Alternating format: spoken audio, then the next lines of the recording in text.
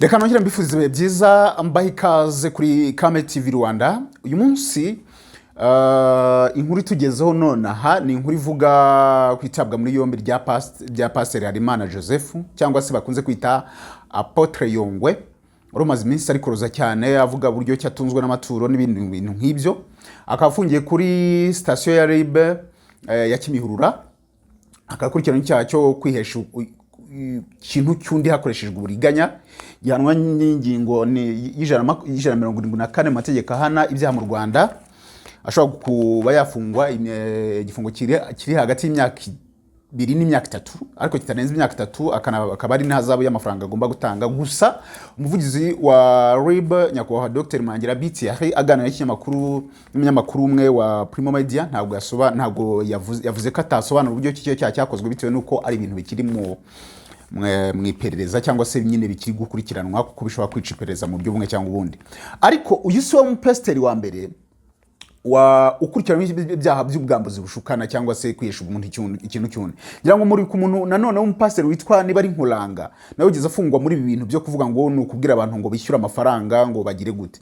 Abapasiteri bafite ibintu by'ubutekamitwe yenda ibintu by'ubutekamitwe ku bantu badasenga byo ntabwo akumva ari ikintu cy'igitangaza, ariko ku mupasiteri bikaba bisa n'ibidasanzwe. Mugeze mu Apotre Mutabazi nawe ku bintu by'inzu ya Kinyinya. Ariko nanone nta nubwo birenze ubutekamutwe byo kuvuga ngo n'amafaranga, ahubwo hari n'abakoresha iryo zina kugira ngo basambanye abagore. Ndabaho urugero muri 2017 ngewe bwanjye nandikira ikinyamakuru bita ibyishimo.com nakoze inkuru y'umupasiteri witwa Claude yakoze iki. Claude yarafite urusengero hara mu Gatsata, hara ugeze ku gataje hafi na kiliziya umanutsemo hepfo gutya. Umudamu aza guhamagara boss wanjye aramubwira ati ati ngiye mfite ikibazo, umugabo pastor yanteye inda, turanabyara umwana ariko nta kintu ajya mfasha. Ubu ngubu ikintu yakoze yaramubwiye ngo ninze mbu umudiyakoni mu itorero rye. Arambwira ati noneho uzaze nabona ko ritangazamakuru azahita agira isoni, noneho azajya mpindezo y'umwana. Nagiye ari ku cyumweru basenze, ndagenda rwose na kamera ngera ku rusengero, umudamu aranyinjiza na kamera. Noneho abandi badiyakoni bari aho ngaho babonye uwo mudamu twinjiranye batavuga ati ibyo byose umuntu winjiranye na kamera ni iki. Bahitabaza baransora barambwira bati bitese ni sawa, hari umunyamakuru se ndi umunyamakuru, none se uje gukora iki? Ndavuga narinje gukora aga coverage gatoya no gufata kwa inkuru twumvise kugira ngo turebe koko niba uri na pasteri, ndakwashaka kuba yarakubeshye utari na pasteri, yenda turebe ko wigisha, turebe koko kuri pasteri. Mubwira uko umudamu yambwiye, banjyana hanze aramubwira ati reka tuguha amafaranga 50,000 tugenda ntuzongere no kugaruka hano.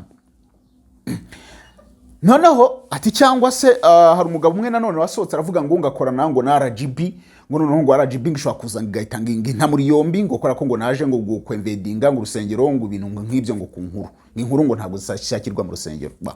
Ibyo ngibyo ndigendera cyakora ntabwo bampaye se nkani, bampaye itike gusa nk'umuntu waje ndigendera. Ariko mudamu nza kumubwira ati noneho uzadusange ku kazi tugufate interview isanzwe. Umudamu araza atubwira uburyo ki ngo uko byagenze. Umugabo ngo yari yapfushije umwana, noneho ko umudamu nyine barasenganaga ari umuvuga butumwa, noneho umudamu ajya gufata pastor mu mugongo. Agiye gufata pastor mu mugongo nk'umuntu wapfushije umwana, ngo baza guca ahantu ngamujyana mu kantu k'akaroje aramurongora. Noneho ibyo ntago byarangira aho ngaho, aho gaje kumubwira ati uwo mudamu nta mugabo yagiraga, aramubwira ati se wazaza kugusura ahantu. Aramusura ageze mu rugo, noneho ngo nyine bicaye mu ntebe, noneho ngo pastor aramubwira ngo rega ngo ngiye nkunda ngo akinyuma ngo reka ngo tugakorera hano mu ntebe ngo nta kibazo. Umudamu n'ibyo yavugaga kuri kamera n'amashusho ngira ngo arahari. Noneho ngo amurongora ngo akinyuma, umudamu aravuga ati yatubwiraga nyine ukuntu ngo yamurongoraga ibintu nk'ibyo ngibyo. Arangije nibwo haje kuvamo uwo mwana, babyarana umwana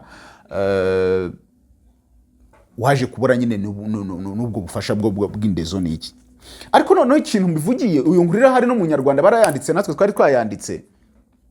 Hari ibintu abapasiteri muri iyi minsi no bafite ibyaha binakomeye. Hari n'indi nge nigize nkora umupasiteri wo muri ADPR yari yataye umugore we n'abana 9. Umupasiteri ushinzwe production muri ADPR ati umugore n'abana 9 ajya gushaka uwundi mugore ntibanashyingirwa muri ADEPR ahubwo bajya gushyingirwa ku rusengero ruri Muhanga rutari rwa ADEPR ni urusengero nyine rusanzwe rw'icaci isanzwe barabasezeranya abantu bari bagiye gukora coverage icyo gihe banaterwa ubwoba bya hatari ngo umuntu ufata ngo ifoto ngo araza kugira ibibazo ngo araza guhura n'ibibazo no ngo abapasiteri muri iyi minsi bafite ibintu by'ubutekamitwe mu buryo bumwe mu butekamitwe bw'amafaranga cyangwa se mu bundi buryo bwo kugira ngo abantu bagire bwo gusambanya abantu no kugira gute ariko usanga nanone ikintu intege z'abantu uko ziri kugenda zibaho ari ukubera ko abantu twizera cyane umuntu avuze ngo mvuga Imana cyangwa se ndi umukozi w'Imana cyangwa se ndi umupasiteri ndi umugira gute abantu bahita bamwizera narababwiye ngo ikintu nzagisubiramo abantu ducirwa intege yo kuvuga ngo umuntu ngo akorera Imana duhita tumera nk'impumyi twaza twirukanga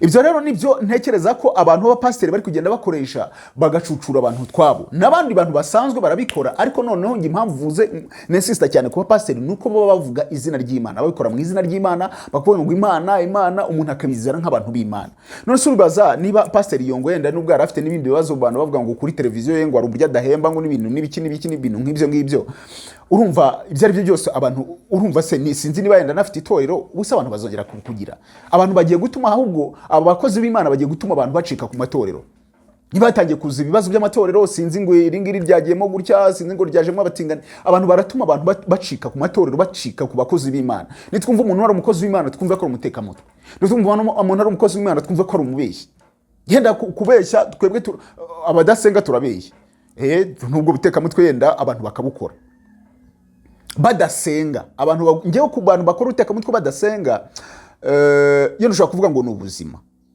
ariko noneho ku bantu babikora basenga babyita izina ry'Imana nge mbibonamo ikibazo kandi usanga biri mu matorero yose si Yongwe gusa harimo n'abandi yenda ribu rwose ikora akazi keza buri kanya igenda batamazi batwereke Yongwe rero ubungubu yari update nari ngiye kubaha ubungubu akaba ari mu nzego kari mu maboko ataraya akafungiye ku Kimihurura tukaba tuzumva ibye mu minsi igiye kuza murangira yavuze ko nyine ari pereza rigiri gukomeza kugira ngo barebe bazanatangaza yenda uko icyo cyaha cyakozwe ariko ni Pastor Yongwe mwamenye umaze iminsi rwose avuga ku mbuga nkoranyambaga ati shati nambaye ni amaturo isengeri nambaye ni amaturo sinzi n'ibindi ngo umupira abana banjye basoma gute ibyo byose ngo ni amaturo ngayo rero nguko uyu ni Chris Kame iyi ni Kame TV Rwanda.